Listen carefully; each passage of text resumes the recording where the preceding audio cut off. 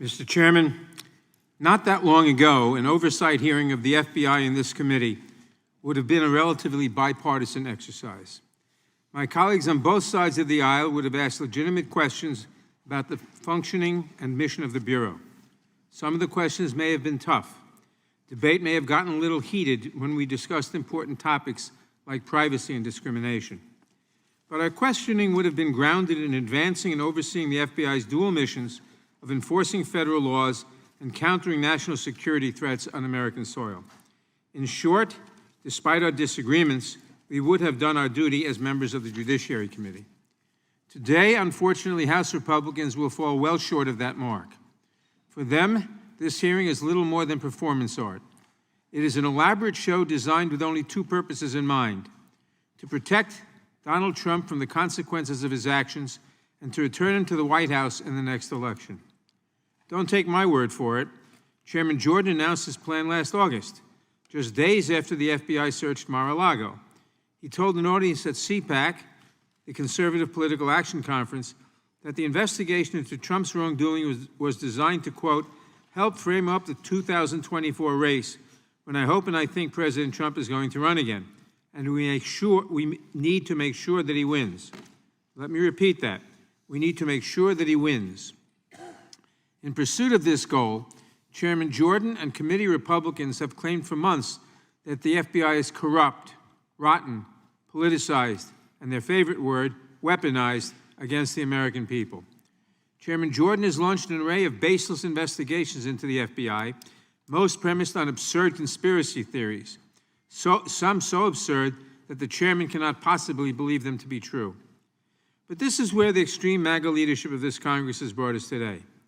Today, House Republicans will attack the FBI for having had the audacity to treat Donald Trump like any other citizen. The strategy is simple, really. When in doubt, Chairman Jordan investigates the investigators. The FBI dared to hold Trump accountable, so Republicans must discredit the FBI at all costs. You will hear claims today that the FBI's decision to investigate Donald Trump was somehow unfair. You will hear the Republicans attack the indictment of former President Trump on 37 counts related to his gross mishandling of national security information, including information regarding defense and weapons capabilities of both the United States and foreign countries, United States nuclear programs, potential vulnerabilities of the United States and its allies to military attack, and plans for possible retaliation in response to a foreign attack. The facts are made clear in the indictment. Quote, the unauthorized disclosure of these classified documents could put at risk the national security of the United States, foreign relations, the safety of the United States military, and human sources, and the continued viability of sensitive intelligence collection methods, close quote. Indeed, the indictment goes on to describe how the former president made such unauthorized disclosures, with him boasting about and showing his classified documents to numerous individuals without proper security clearance. There are claims today that this indictment against Trump was unfair, maybe even that it was unlawful. You'll hear that the FBI should have just asked Trump a little more nicely, one more time, to hand over the documents. You'll hear that the case was a political investigation from the start, orchestrated by a liberal-loving FBI that ensured Trump would be wrongfully vilified at every turn. These claims, of course, are completely untethered from the evidence. Even if you believe, as Chairman Jordan claims, that President Trump has committed no crime, surely we can agree that it is dangerous and profoundly irresponsible to have taken these documents from the White House and left them unsecured in Mar-a-Lago. Again, don't take just my word for it. Trump's Secretary of Defense, Mark Esper, said that the former president's handling of this information put U.S. service members' lives and their national security at risk. And Trump's handpicked Attorney General Bill Barr, with whom I agree on very little, hit the nail on the head when he described the former president's legal troubles as, quote, entirely of his own making. He had no right to those documents. The government tried for over a year, quietly and with respect, to get them back, and he jerked them around. When he faced a subpoena, he didn't raise any legal arguments. He engaged in a course of deceitful conduct. That was a clear crime if those allegations are true, close quote. The former president could have, at any time, for months, simply returned the documents and avoided prosecution. But House Republicans do not want to talk about any of that. They seem incapable of assigning any agency or responsibility to Donald Trump for problems that are Trump's and Trump's alone. You might hear today about a man named Stephen D'Antuono, the former special agent in charge of the Washington field office during the investigation into the documents. Last month, committee Republicans brought him in for an interview, and shortly after that, Chairman Jordan released a letter purporting to describe Mr. D'Antuono's testimony. In fact, Chairman Jordan's summary of Mr. D'Antuono's words are a vast mischaracterization of what he actually said. Here's just one example. Chairman Jordan has claimed that Mr. D'Antuono said he had, quote, no idea, unquote, why the Mar-a-Lago investigation was run out of the FBI's Washington field office instead of the Miami field office. What the chairman hides is that just seconds later, Mr. D'Antuono explained that, quote, the venue was here, meaning Washington, D.C., for the classified documents, that it was, quote, not out of the ordinary for Washington to be lead office running the investigation, and said that Washington has, quote, most experience and knowledge in working public corruption cases and are, quote, the experts in classified document investigations. Mr. Jordan did not share the full record with the American public because it does not fit his chosen narrative. My staff has worked to have a minimally redacted version of Mr. D'Antuono's full testimony released, and I urge you to read the words for yourself in their entirety. When you compare his actual words to Mr. Jordan's characterization, you'll understand why I feel like this hearing room has become a theater. And frankly, that goes for many things that we will hear from the Republicans today. You can expect to hear that the FBI is retaliating against its conservative employees and has a deep-seated conspiracy to support liberal candidates and ideology. These claims are based on the words of several individuals, people Republicans are somewhat laughably calling whistleblowers. In fact, evidence shows that these individuals were suspended for violating serious FBI policies. One provided an unauthorized interview to Russian state-owned media. Another leaked information about an ongoing investigation, placing FBI agents and witnesses at risk. And another said that he wanted to use a senior FBI official as, quote, target practice.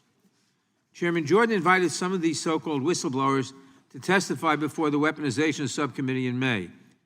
As it turns out, two of the witnesses were ultimately paid $250,000 each for their testimony, money raised in part by former Trump aide Kash Patel and paid via a check whose memo line reads, quote, for holding the line.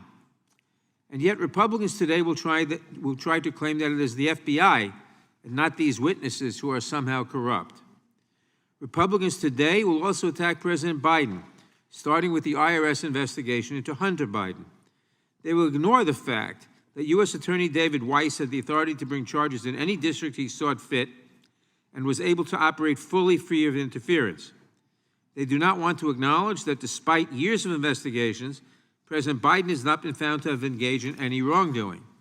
Instead, they'll try to convince you that Hunter Biden would have been charged with far more serious crimes had it not been for U.S. Attorney Weiss being blocked by the Biden political machine. Once again, when they do not like the outcome, they investigate the investigators and work to discredit the outcome. And Republicans will make false claims about the FBI's Foreign Influence Task Force, claiming that it is somehow censoring conservatives. In fact, the task force plays a key role in making sure that Russia, China, Iran, and other foreign entities cannot again interfere in our elections. According to committee Republicans, the task force's efforts to track and prevent foreign influence operations amount to attacks on conservative speech, a nonsensical claim considering that the Foreign Influence Task Force has nothing to do with censoring American free speech and, in fact, helps to ensure that American voices are heard by stopping Russian troll farms. Make no mistake, in making these claims, Republicans have all but rolled out the red carpet and begged Russia to once again interfere in our elections because they believe that doing so will get Trump reelected in 2024. And that is the goal of Republicans today. Republican claims that the FBI has been weaponized, their personal attacks on Director Wray, their repeated calls to, quote, to defund the FBI, these are not victimless acts. They are a clarion call to anti-government extremists, and that call is being heard. Last year, Director Wray faced multiple credible death threats. FBI employees faced more threats in the months after the Mar-a-Lago search than they had in the entire prior year. The problem has gotten so bad that FBI has had to stand up an entire new unit dedicated to combating threats to FBI agents and staff.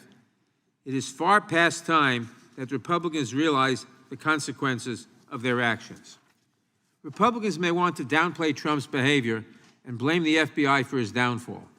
But no matter what they say, Trump risked the safety and security of the United States to remove those documents from the White House, then lied to the government instead of returning them.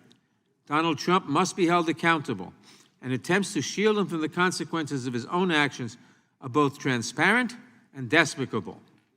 Ultimately, no matter how many times Republicans attack Director Wray or the FBI or the investigation at Mar-a-Lago, I trust in the rule of law. Mr. Trump will have his day in court. I believe the system will hold him accountable. And I thank the men and women of the FBI who helped bring the classified information to safety and protect the national security of our nation. Thank you for being here today, Director Wray. I hope your agents will not be disheartened by what they hear today and will continue this kind of work essential to the safety of our nation. I thank the chairman, and I yield back.